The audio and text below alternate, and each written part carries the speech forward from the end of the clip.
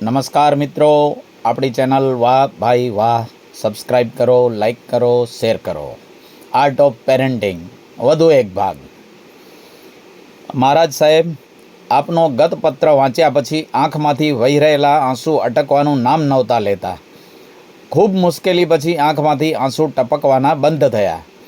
20 વર્ષની વયના એ પુત્રની અને 23 વર્ષની વયની એની બહેનની દીર્ઘદર્શિતાપૂર્ણ ઉદાત્ત વિચારધારાની વાતો વાંચતા મનોમન એ બંને બાળકોને નમસ્કાર થઈ ગયા. તો એ બંને બાળકોને એમની નાની વયમાં આવા ઉદાત્ત સંસ્કારો આપી ચૂકેલી એમની માતા પ્રત્યે હૃદયમાં ભારોભાર ગદગદતા અનુભવાઈ. બાકી આ સત્ય દ્રષ્ટાંત વાંચ્યા પછી મને પેલી શ્રી કૃષ્ણે અર્જુનને ગીતામાં કહેલ વાત યાદ આવી ગઈ. હે અર્જુન, કલ્યાણકારી કાર્ય કરનાર ક્યારેય દુર્ગતિમાં જતો નથી. અર્થાત એનું સત્કાર્ય એના સમયે જવાબ આપે જ છે. મહારાજ સાહેબ, આપ વિશ્વાસ રાખજો કે મારા બાળકને આજ સુધીમાં આપે જે સંસ્કારો, ગર્ભ સંસ્કાર, ગૃહ સંસ્કાર, સહન સંસ્કાર અને શરમ સંસ્કાર આપવાની વાત કરી છે, તે સંસ્કારો આપવામાં હું કોઈ જ કસર નહીં છોડું.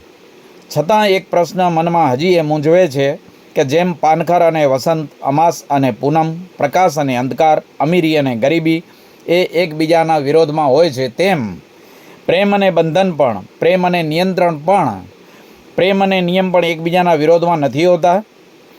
અર્થાત જો બંધન છે તો ત્યાં પ્રેમ સી રીતે હોઈ શકે? જો પ્રેમ છે તો ત્યાં નિયંત્રણો સી રીતે હોઈ શકે? જો નિયમો છે તો ત્યાં પ્રેમ શે હોઈ શકે? આ પ્રશ્ન મારા મનમાં એટલા માટે ઉઠ્યો છે કે સંસ્કાર ચાહે કોઈ પણ ક્ષેત્રના હોય, આખરે તો એ એક પ્રકારના બંધન જ છે ને, નિયંત્રણો કે નિયમો જ હોય છે ને. વંદના, હું નિયંત્રણો વિનાના કેવળ પ્રેમના પક્ષમાં પણ નથી, તો પ્રેમ વિનાના કેવળ નિયંત્રણોના પક્ષમાં પણ નથી. દરેક પ્રેમ નિયંત્રણોવાળો જ હોવો જોઈએ, તો દરેક નિયંત્રણો પ્રેમપૂર્વકના જ હોવા જોઈએ. આ મારી સ્પષ્ટ માન્યતા છે. કારણ કે નિયંત્રણો વિનાનો પ્રેમ વાળ વિનાના ખેતર જેવો બની રહે છે, જ્યારે પ્રેમ વિનાના નિયંત્રણો છોડની ચારેય બાજુ ચસોચસ બાંધી દીધેલા દોરડા જેવા બની જાય છે. વંદના, નિયંત્રણો વિનાનો પ્રેમ અમર્યાદ બનીને વિનાશ વેરતો રહે છે, તો પ્રેમ વિનાના નિયંત્રણો વિકાસને સ્થગિત કરી દેતા હોય છે. તારી ભાષામાં તને સમજાય એ રીતે વાત કરું તો આસમાનમાં ઉડી રહેલ વિમાનનો જો જમીન સાથેનો સંપર્ક છૂટી જાય છે, તો એ વિમાનનું સહી સલામત રહેવું અસંભવિત બની જાય છે. અને વિમાનને જો આસમાનમાં ઉડવા ન દેતા જમીન પર જ રાખી દેવામાં આવે છે, તો એનું અસ્તિત્વ મૂલ્યહીન બની જાય છે.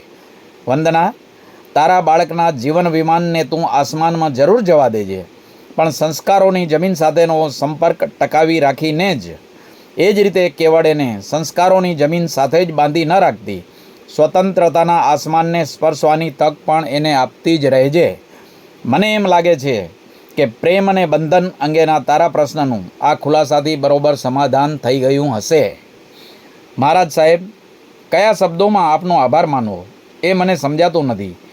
નિયંત્રણયુક્ત પ્રેમ વિકાસને સ્થિરતા આપે છે અને સુરક્ષિત રાખે છે, જ્યારે પ્રેમયુક્ત નિયંત્રણો વિનાશના માર્ગે કદમ માંડવાનું મન જ નથી થવા દેતા અને વિનાશને સ્થગિત કરતા જ રહે છે. આ વાત મગજમાં જડબેસલાક ગોઠવાઈ ગઈ છે. સાચું કહું તો મને એમ લાગે છે કે આપ અત્યારે મને જે પણ માર્ગદર્શન આપી રહ્યા છો એ મારા આવનારા બાળકને માટે તો જ્યારે લાભકારી થશે ત્યારે થશે, પણ અત્યારે મારા પોતાના માટે એ માર્ગદર્શન ભારે લાભકારી બની રહ્યું છે. કારણ કે મારા બાળકની યુવાની તો આવશે ત્યારે આવશે, પણ હું અને વંદન અમે બંને તો એ જ યુવાનીને અત્યારે અનુભવી રહ્યા છીએ ને. વય સહજ ઉત્તેજનાઓ અને વાતાવરણ સહજ પ્રલોભનો તો અમારી સામે આંખ સામે અત્યારે તાંડવ નૃત્યો કરી રહ્યા છે. એ તાંડવ નૃત્યોમાં અમારે સામેલ થવાનું નથી જ, અમારે એમાં ખેંચાવાનું નથી જ, અમારે એના ભાગ બનવાનું નથી જ. એની જે સમજ આપના દ્વારા અપાઈ રહેલ માર્ગદર્શનમાંથી અમને મળી રહી છે એ લાજવાબ છે, એ બેનમૂન છે. આપનો ખૂબ ખૂબ આભાર, આપનો અનંત ઉપકાર. વંદના, તારો પત્ર વાંચ્યો. સાચું કહું તો કેટલાક માર્ગદર્શનો વ્યક્તિગત હોય છે, એ ચોક્કસ વ્યક્તિને જ લાગુ પડતા હોય છે, જ્યારે કેટલાક માર્ગદર્શનો સમષ્ટિગત હોય છે, જે સૌને લાગુ પડે છે. સાકરના સેવનથી દૂર રહેવું, આ સૂચન ડાયાબિટીસના દર્દી માટે જો છે તો નમકના સેવનથી બચતા રહેવું, આ સૂચન બીપીના દર્દી માટે છે. પણ વિષ ભક્ષણથી દૂર રહેવું, આ સૂચન સૌને માટે છે. દાન કરતા રહેવું, આ ઉપદેશ મુખ્યતયા જો કૃપણ માટે છે. શીલનું પાલન કરતા જ રહેવું, આ સૂચન મુખ્યતયા વાસના લંપટ લોકો માટે છે. તપ ત્યાગ કરતા રહેવું, આ સૂચન મુખ્યતઃ આહાર લંપટ લોકો માટે છે. તો મનને શુભ ભાવોમાં રમતું રાખવું, આ સૂચન મુખ્યતયા ભટકતા મનવાળા માટે છે. પણ ગલત નિમિત્તોનું સેવન તો ક્યારેય ન જ કરવું. વિષય કસાયોનો ભરોસો તો ક્યારેય ન કરવો, આ સૂચન તો આ જગતના પ્રત્યેક સંસારી આત્મા માટે જ છે. ચાહે એ ભોગી છે, યોગી છે, ચાહે એ ત્યાગી છે. વંદના, તારા અને મારા વચ્ચે શરૂ થયેલા અને ચાલી રહેલા પત્ર વ્યવહારના કેન્દ્રમાં ભલે બાળક છે, પણ એ પત્ર વ્યવહારમાં તું જે માર્ગદર્શન માગી રહી છે અને હું જે માર્ગદર્શન આપી રહ્યો છું, એ માર્ગદર્શન માત્ર બાળક માટે જ લાભકારી નથી, તારા માટે જ લાભકારી નથી, મારા માટે પણ એટલું જ લાભકારી છે.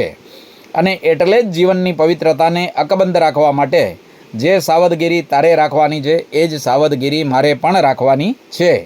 હા, આ સંદર્ભમાં એક વાત ખાસ સમજી રાખવાની છે કે બાળકને આંગળી પકડીને ચલાવવાની જવાબદારી જો મા બાપે નિભાવવાની છે, બાળકને આંગળી આપવાની જવાબદારી જો મા બાપે નિભાવવાની છે, બાળકને સમ્યક માર્ગ પર ચલાવવા માટે આંગળી ચીંધવાની જવાબદારી જો મા બાપે નિભાવવાની છે, તો ગલત રસ્તે કદમ માંડવા તૈયાર થઈ ગયેલ બાળકને એ રસ્તેથી પાછો વાળવા આંખ લાલ કરીને આંગળી દેખાડી દેવાની જવાબદારી પણ મા બાપે જ નિભાવવાની હોય છે.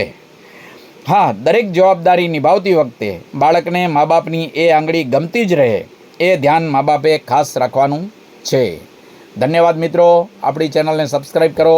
બાકી આવતા અંકે વાહ ભાઈ વાહ.